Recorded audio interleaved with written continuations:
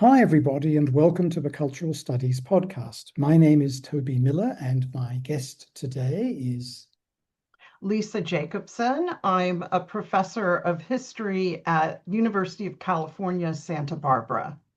as I was saying to you before we started recording, Prof, a wonderful place in a gorgeous part of the world. Mhm. So, It definitely is. apart from expressing envy, can I put you as much as possible on the front foot or the back foot or in between by inquiring, as I do of all my guests, what's currently dynamizing, impeding, preoccupying, interesting you? What's going on for the prof? Okay, great question. I guess to be perfectly honest, I find myself betwixt and between. I just finished a book called Woohoo! Intoxicating Pleasures, the reinvention of wine, beer, and whiskey after Prohibition.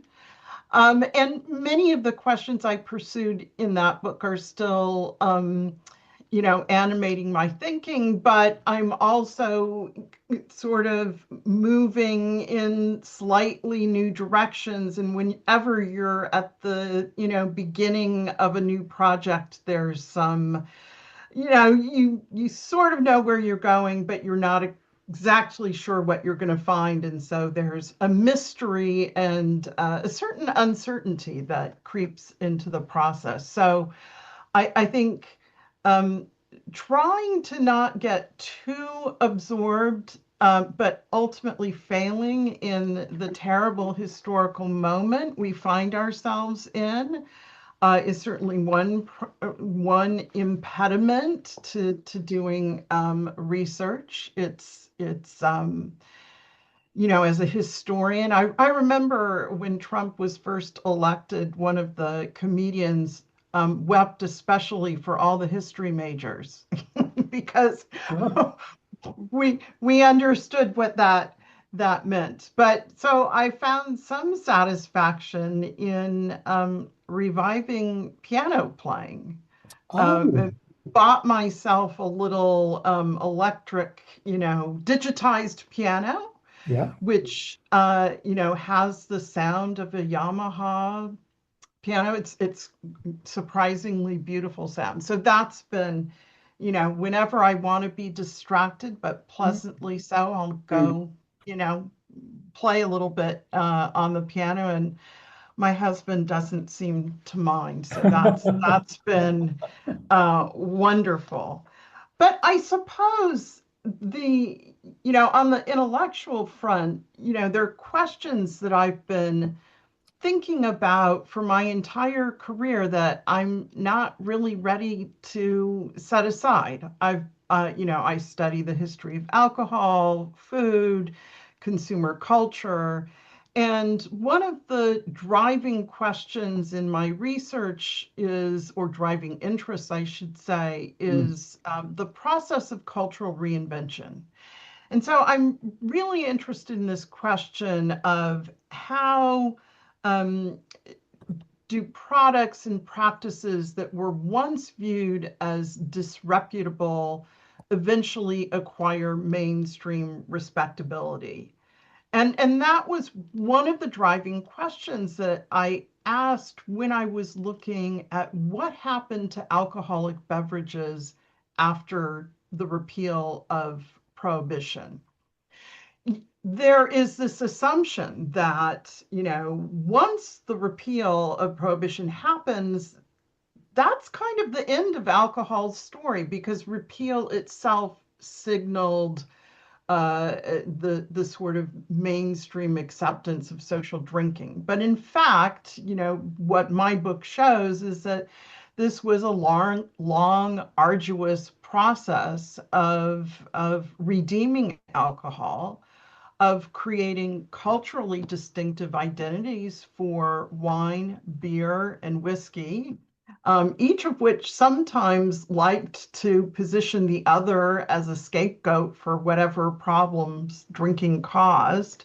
They did that before Prohibition. They continued to do it after Prohibition.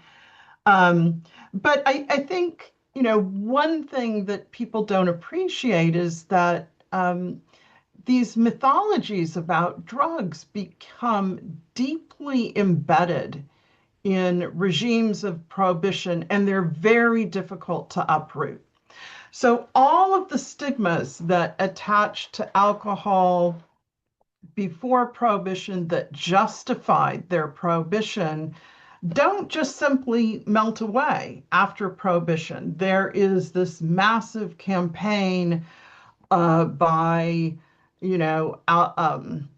alcohol trade associations who link up with home economists and cookbook authors and potables columnists in magazines like Esquire and House Beautiful. And they, proceed to reinvent alcohol as respectable and mainstream and middle class and white, all of those things. So I, I got so deep into this research and was imagining that my book would go from, the 1930s through at least the 1960s. And then I got about three-quarters of the way through and I realized, one of my friends said, "You're trying to write two books." And so I cut my book off at World War II, after just it ends with World War II, which turned out to be kind of the heart of the story. We can talk about that more later. But so now my interest in is what happens to alcohol after World War II once these moral qualms about alcohol really fade. What kind of new marketing challenges do alcohol producers face? And the question that I'm now really thinking about is a very simple one. How do acquired tastes become ordinary pleasures? And there's simple ways of answering that question. You could say, well, repeated exposure or social pressure, clever marketing, the addictive properties of alcohol certainly contribute to that. But I'm interested in making that question more historical because part of what I want to be thinking about is how our sensory preferences and sensory perceptions of taste historically contingent.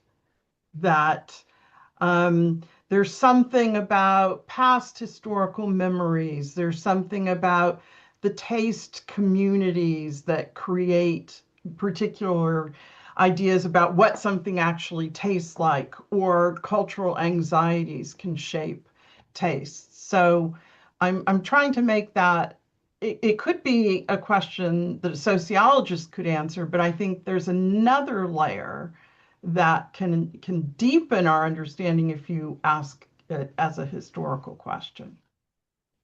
I'm also thinking about cinema and the charming drunk as Mm. who emerges around the same time as product placement of women smoking becomes a key element in the tobacco industry's marketing Oh, through Hollywood. I'm thinking of Bill Powell in the Thin Man movies, yes. who veers between literally falling over and being completely sober and sensible and a smart detective and a fun husband, or Charlie Ruggles as the sort of hopeless but comic figure.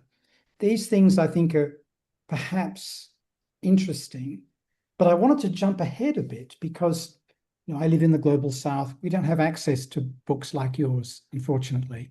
Mm. But some of your articles I have been able to read, and I did get access to a terrific University of California Press blog that you wrote just over a year ago, Mm. where, in a sense, you look at the whole issue today and Mm. the way in which medical science, bodily science, applied to alcohol is in a very confused moment, Oh, yes. and where 10 years ago, we were told a glass of red wine is good for your heart. Now we're told don't go anywhere near the stuff. It's like cigarettes, right? That there is Right. this massive confusion now where a moral economy certainly applies to things like pregnant people uh, Hmm. about alcohol and to people who are driving vehicles, but hasn't applied that much, but now is coming into view not in terms of being an alcoholic in inverted commas, but drinking at all. Right. Yeah, I mean that's fascinating. You mentioned pregnant people, and I don't, that is actually a relatively in the long history of alcohol, a relatively new preoccupation that came in the late 1980s in the United States. Concerns about fetal alcohol syndrome came to the fore, and in the United States, regulations required that labels of alcohol contain a warning about fetal alcohol syndrome. But, decades before, women drank and through pregnancies, and it was never commented on at all. And um, and you know and I do remember attending my sister's wedding, and apparently I was a lot more pregnant than I visibly pregnant than I thought. But I approached the bar. I wasn't intending on asking for alcohol, but the bartender quickly said, "And you'll be having none." And I thought, well, that's a real kind of social surveillance that these, warning labels give permission to. So that's interesting. But to your question about the confused science, um, the science is confused, but there are certain publications that are really stuck on this idea, and the World Health Organization too, and the Surgeon General Vivek Murthy under the Biden administration, who agreed with the WHO, no amount of alcohol is safe. And that was a kind of shocking, statement that really produced a lot of cultural shockwaves. But this has been something that, the New York Times has really leaned into, the Atlantic Monthly, um, really lean into, and every time Dry January runs comes around, you can count on reading a spate of articles about how no amount of alcohol is safe. And this struck me as fascinating, just the cultural attention to it, um, because it really signaled what looked to be like a major cultural shift, which was the reputational demotion of the moderate drinker. And what my book, Intoxicating Pleasures, is about is the invention of the moderate drinker as a respectable, you know, woman or breadwinning man. And so it's quite a surprising turn. I think there's been in the last year quite a bit of pushback on both the science front, and the Dry January columns seem to be getting, the anti-Dry January columns are getting equal play now. But and I think, there was some deep concern that the Trump administration would approve new dietary guidelines in the United States that embraced this idea that no amount of alcohol is safe. But in fact, the new dietary guidelines went in the exact opposite direction they eliminated all recommendations for limiting alcohol use and just said, something vague like less is better, but offered no recommendations about limit yourself to X number of drinks per day for a man or for a woman. Those recommendations had previously been in there. So it's not clear what's what's going to happen, but what is clear is that drinking habits have changed. And in the United States, they're way, way down. There's also an element in your work historically about the difference between alcohol and alcohol. So Mm, again, returning to my Thin Man example, mm, you could do it with Humphrey Bogart, Lauren Bacall, Raymond Chandler novels, Dashiell Hammett novels, and mhm. Lives. No one's drinking wine. Oh, right. They're drinking Right. cocktails and scotch. And this is Yes. something that you address in terms of, again, the marketing phenomenon of selling wine. And I've noticed, Prof, I listen to old time detective radio shows from Mm, the 40s and 50s. And as you know, these things were often articulated to Hollywood and articulated to best selling novelists. And sometimes the versions that are archived by assiduous podcasting historians include the original commercials. mm-hmm, And these mm-hmm. original commercials, and you'll know more about this than I do, are not all that often, but with some frequency, trying to sell wine. Yes. And Yes. they're educational, in inverted commas. They're saying to the listener in Queens or in Kansas, essentially, this is what wine is for. This is when you drink it. This is what you drink it with. And I love, we all love listening to those old radio commercials. They are really Mm-hmm. fascinating, I think. But could you tell us a little bit about how, I guess it's mostly California, but you write about, managed to push people towards a table bottle of wine or a bottle of table wine, whatever the expression is, Yes. with dinner, as opposed to Scotch and rye or whatever. Yeah, absolutely. I mean, it is when you think about, so I focus on wine, beer, and whiskey, and I do lean into California because it is 90% of the domestic market, and it's doing most of the heavy lifting in terms of um, you know, advertising wine as a product. They're not doing brand advertising, um, except when they get on radio, those shows you mentioned. For the most part, the advertising is for buy California wine. But Yes, yes, wine is the toughest sale. Now I think, wine, well, there was a period, I'm not sure exactly where it is now, but there was a period, maybe a decade ago where sales of wine exceeded sales of beer and whiskey. So it's been quite a turnaround, but wine had a very difficult marketing challenge because wine was viewed as both too highbrow and too lowbrow.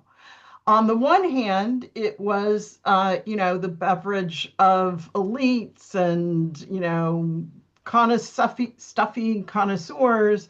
But on the other hand, as people wrote at the time, this was a beverage of untutored immigrants. And then it was associated with what people were used to drinking during Prohibition, which was homemade wine that was very strong and kind of raw and had negative associations with immigrants. And, the pejorative Dago red was used to describe that, Italian made wine. Just as an interesting aside here, since your listeners may be wondering, how are people drinking wine during Prohibition?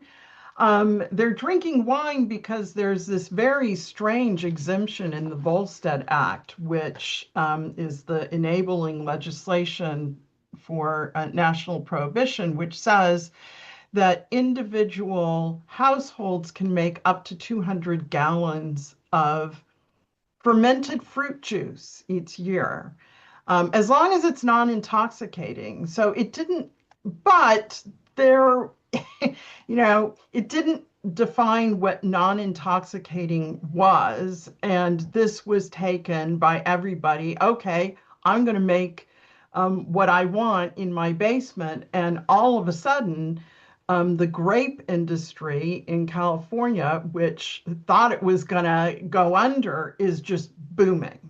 And they are shipping grapes, across the country. And immigrant communities are turning it into homemade wine in keeping with previous practice. But, middle class folks are experimenting with making wine too. So that's a significant part of the story because wine's reputation, um, it has to climb out of a deep hole because the wine that people became familiar with from tasting this homemade wine didn't taste very good. It also tended to be sweeter and more potent. And when you think about what else Americans are drinking during Prohibition, if you've got bathtub gin, you've got to have some sort of mixer to make it taste palatable. So people are using soda pop and orange juice and anything sweet to make it better. And so by the time exit Prohibition, Americans have a taste for things that are very sweet and much more potent. And the only wine that's really selling well are fortified wines, wines of 18 to 22%. They taste and are sold as like port and sherry. They're sweeter, they're stronger, they're taxed at a lower rate. So it's sort of seen as the poor man's, cheap whiskey. But what the wine industry, or at least a certain segment of the wine industry, wants to do is get people to drink wine with their meals. They want wine drinking to become a daily practice. And so they have to re-educate people's tastes, teach them new habits, teach them that this is something that goes with food. This is something that makes for good conversation. This is something that, in fact, in World War II, when there are all sorts of food shortages and the US government and many governments around the world are encouraging people to consume leftovers, the California wine industry comes in and says, aha, we have the solution for you. Just add some wine to those, really tough cuts of meat that are the only ones you can buy, or those really odd proteins like, liver or oxtails that are now the only ones you can find. And you will turn this, your leftovers or these cheap cuts of meat or unfamiliar proteins like organ meats into a delectable company meal. And, the advertisements that they use, they appear in magazines like Life magazine and, Time magazine. There are these beautiful full color ads with the dish, very prominent, and a little recipe for how to make it.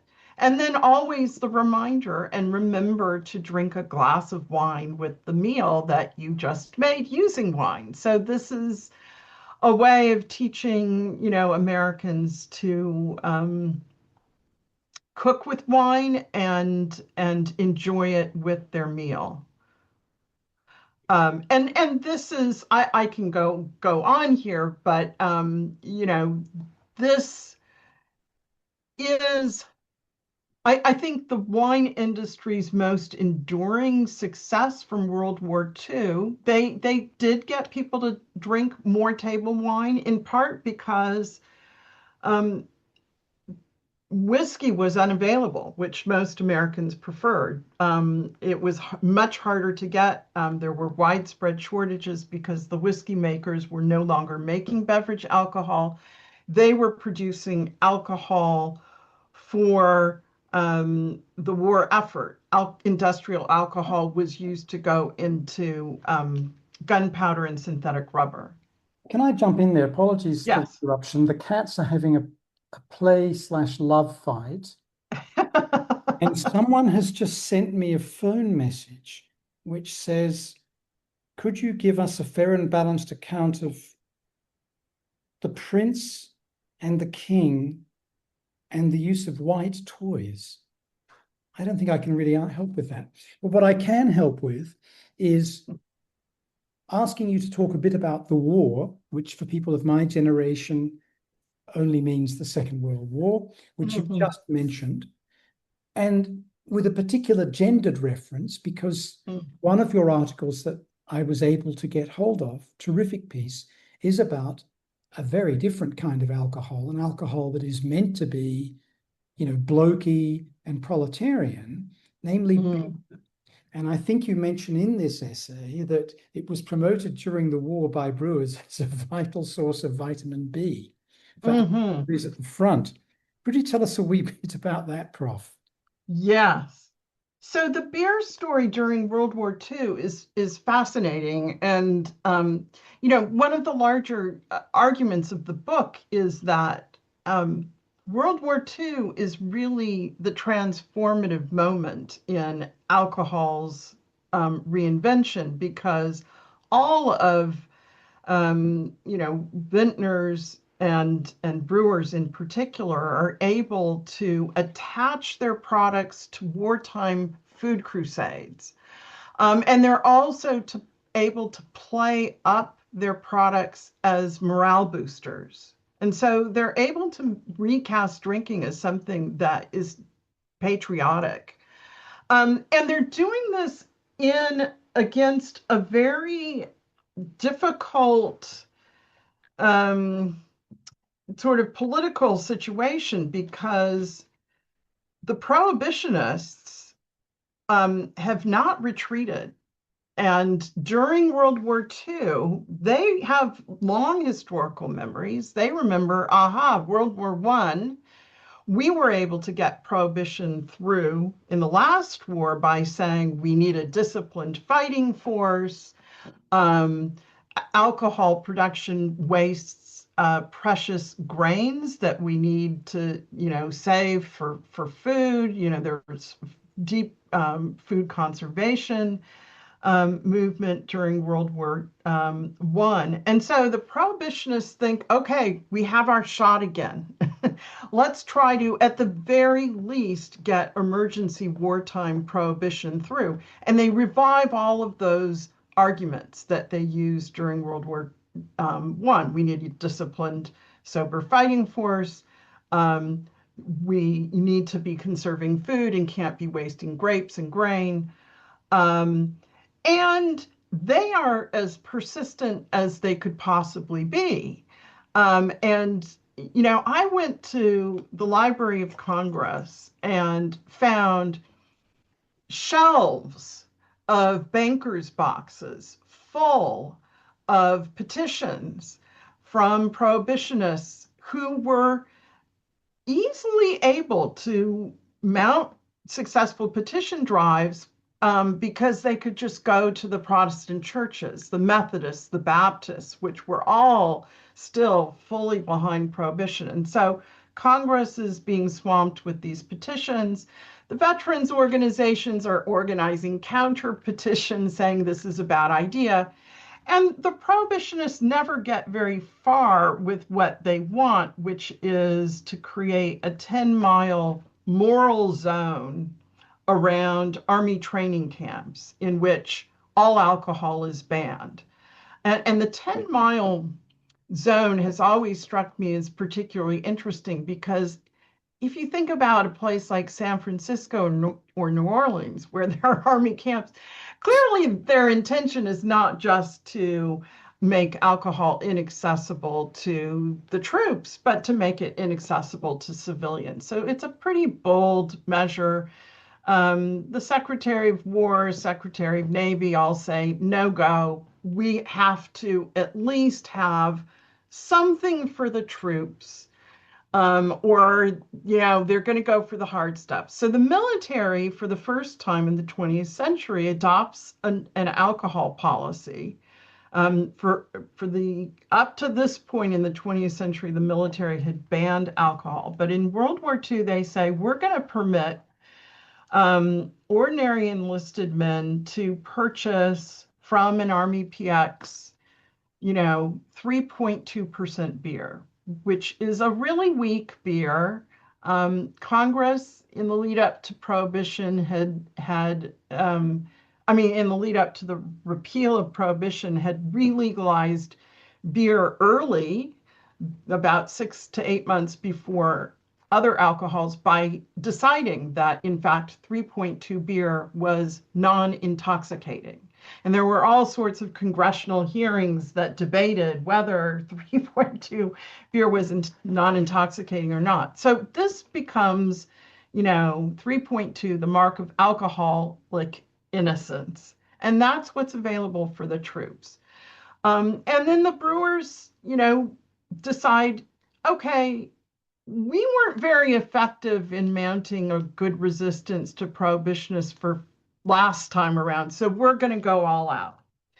And they launch advertising campaigns in, mass magazines like Life and Collier's, in which they have these, beautiful ads that say morale is a lot of little things, and drinking a, glass of beer is the equivalent of the pleasure of going fly fishing. So they're trying to make it as innocent a pleasure as possible. Then they launch a bunch of ads that say, oh, beer belongs in every home. And the settings in which they place beer could not be more Americana. It just looks like one Norman Rockwell painting after another. But the most clever part of the campaign is the brewer's yeast part of the campaign. And here's where they have an answer for the prohibitionist accusation that beer wastes vital foodstuffs. And their answer is no, to the contrary.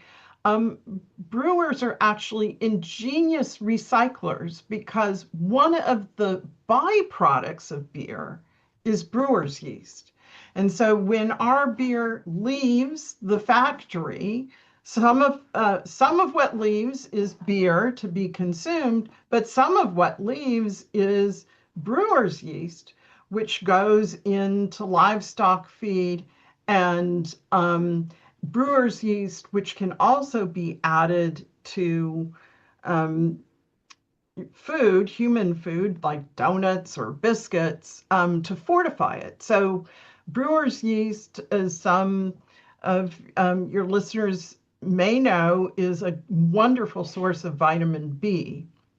And vitamin B was one of the most celebrated vitamins of World War II. It was promoted as the pep pill, the thing that gave defense workers more energy and kept depression and fatigue at bay. And so the government kind of joins with the brewers and says, yeah, this is a pretty good thing. And so you've got brewer's yeast being promoted. Eventually, the Army figures out very late in the war how to make it less bitter. And so they start adding it to, some of the rations.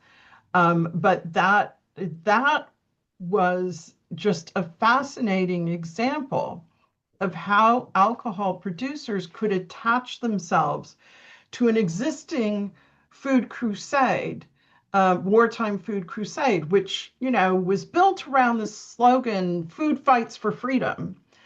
And so you could have brewers fighting for freedom, making beer that would keep people's morale up, but also producing brewer's yeast that would make them good defense factory workers. Fantastic. Moving away from alcohol, Prof, you've also written a couple of terrific pieces that I've read. One called Fashion, Feminism, and the Pleasures Mm, and Perils of Consumer Fantasy, and another one, Manly Boys and Enterprising mm. Dreamers. And this is about a period of constructing the boy as a consumer in the first third of the 20th century. I wonder if we could change tack a bit and chat about those. Sure. Maybe starting with fashion and femininity. Your essay kicks off by telling us about Hillary Clinton not wanting to be in Vogue, by which I don't Yeah. mean fashion, as it were, but in the magazine in Right. 2008, lest she be too girly. Right. Right. I remember that. And Anna Wintour was not very pleased with that No, decision. she wrote a very negative editorial. Yeah, she did. I don't remember what exactly she said, but Well, I can tell you what I yeah, can quote you your article if you like. Um, sure. Yeah. it's where Anna Wintour, who, and by the way, you know, her brother is the Guardian's foreign policy correspondent in Britain. It's where she says in her editorial in 2008, imagine my amazement when I learned that Hillary Clinton had decided to steer clear of our pages for fear of looking too feminine. She concludes, the notion that a contemporary woman must look mannish in order to be taken seriously as a seeker of power is frankly dismaying. Wonderful. Yes. I mean, Yeah. she's got another film coming out about her. She is, you know, wonderfully Olympian, Ms. Anna, Uh, is she not? uh, yes, absolutely. Well, it does remind me of that 2008 presidential run when Hillary and Barack Obama were, you know, in this never-ending primary campaign to decide which one would get the nomination.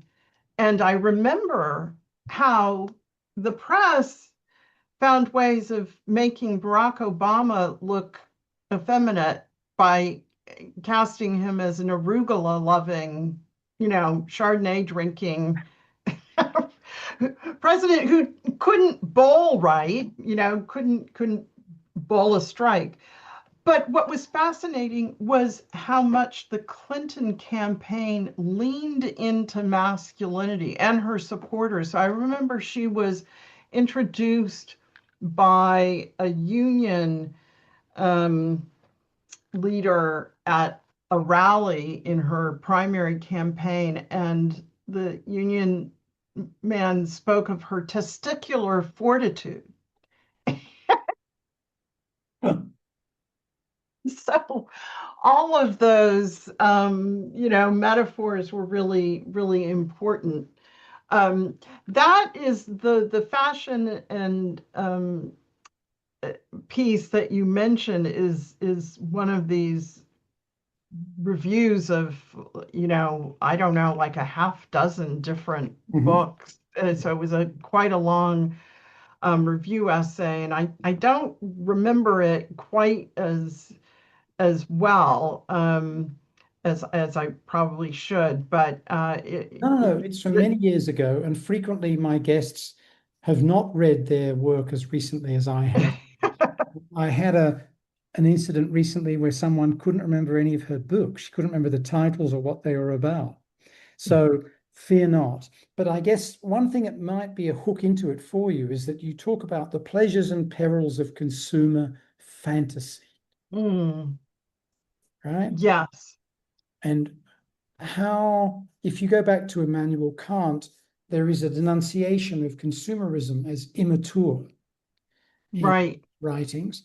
And we see that in a lot of denunciations of femininity by macho writers and critics, and the way in which it has led historically to some uncomfortable encounters between guy Marxists and women over the question of consumption. And then, of course, we Yes. get the feminist 90s notion of shopping therapy. Mm, I, as a middle class person, get over the perils of patriarchy. Oh, I go and buy something. right, right. Well, I mean, there has been this actually centuries long critique of consumption and luxury as being effeminate, a mark of decadence, and that women were frequently imagined as the primary consumers. I think there's, you know, a marketing slogan from the early 20th century that went something like the study of mankind is man, this the study of markets is woman. And so Oh, yeah. um, Okay. there's this idea that, the consumer is female, and advertisers, in fact, have this conception of consumers in being female, in part because women do most of the shopping. But there's this perception of the female consumer as being driven by emotion, easily seduced by luxury, weak-willed, and all of these things, shape the treatment of the lady shoplifter in the Victorian shopping store. There's a great book by Elaine Abelson called When Ladies Go a Thieving, Victorian or Women in the Victorian Department Store. And, she talks about how working class women who shoplifted were accused of being criminals, but middle class ladies who shoplifted were let off because they seized this label of I'm a kleptomaniac, and that which allowed them to evade prosecution, but which unfortunately reinforced these negative stereotypes of Mhm, women as mhm. weak-willed, ruled by their emotions, their biology. So this actually leads right into that boy consumer article that you Right, mentioned, right. Manly Boys and Enterprising Dreamers. In my first book, Raising Consumers, Children in the Making of the American Mass Market in the Early 20th Century, I think that's the title of it. Um, this was my most exciting finding, that um, advertisers were in love with the boy consumer. I wasn't expecting that. I was expecting them to, see girls as, women in the making who they would cultivate as future shoppers. But in fact, they see in the boy consumer a sort of projection of themselves as being enthusiastic, exuberant, somebody who made rational choices and could be appealed to using reasoned arguments in advertisements, and who's, had abundant consumer appetites, which normally would, spark fear about, uh-oh, is that going to be the boy's downfall? But the abundant consumer appetite was also accompanied by a sense of enthusiasm and ambition, and that the boy would put these objects of his consumer fantasy, like a bike, to good use, and use the bike to, go get a newspaper route and become entrepreneurial. So they developed this, advertisers have, or men and women in ad agencies, in the early 20th century, we're talking the 1900s, 1910s, 1920s, they're still seen as a slightly disreputable profession. But they want to cast themselves as the engines of the American economy who are helping people develop better tastes and buy better. Um, and they can sort of say, we're not producing a nation of consumers who are going to succumb to hedonistic excess. Actually, we're teaching people to have elevated taste. And in fact, if you look at our celebrated boy consumer, you have an example of somebody who can both work hard and consume and enjoy all those pleasures all at the same time. So the boy consumer becomes this ideal figure who upholds all the promises of capitalism. I mean, it marries the two pieces of capitalism that have to work together: hard work and lots of consumption. And this fascinates me in particular because, like a lot of people, I associate, for example, the invention, in inverted commas, of the teenager with post-war Mm, prosperity and the notion, which you get in the UK as well, but hugely in the United States, of more and more consumption being driven by boys and girls, 14 and upwards, right, who are not yet in the formal or primary labor market necessarily, but there's enough money for them to have an allowance, or as you say, a paper round, whatever it might be, and lots of stuff being yeah. generated for them to purchase. But what you're telling me is this training into consumption actually takes place much earlier. Oh, it happens. It happens much earlier, and uh, you know, and it's a development that's greeted with a fair amount of anxiety. The child is recognized. You see articles in magazines that in the late 19th century, early 20th century that talk about the child consumer as, a mercenary little wretch. The child is always demanding things and nagging parents for things and buying things, whether it's penny candy or access to movies that are, riddled with crime. They're desiring things that aren't good for them. And so the public schools, child study experts, eventually Parents Magazine, which is published starting in the mid 1920s, really hones in on the child consumer as a figure that can be trained.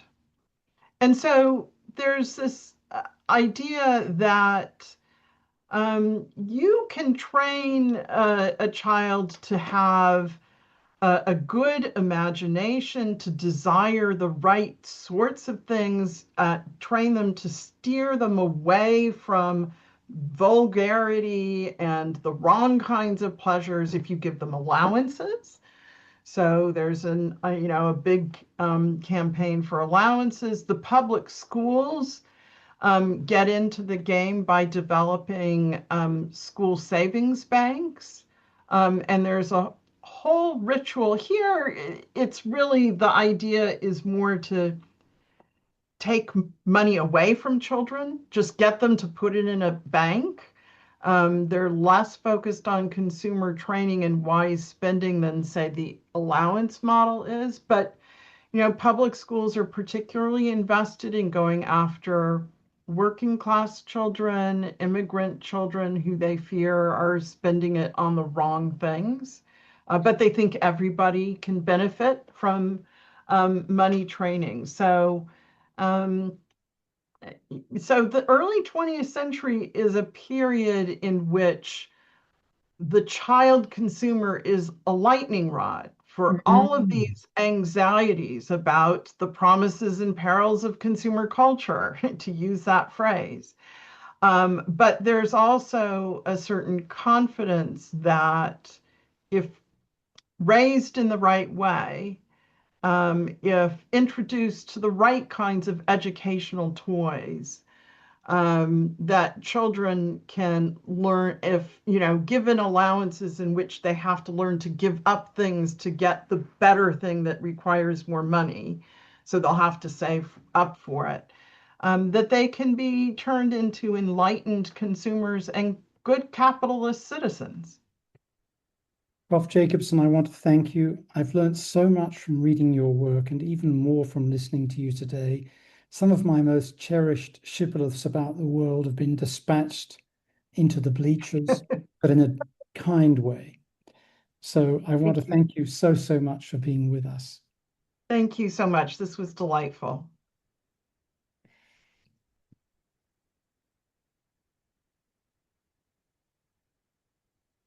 What am I trying to do, Prof?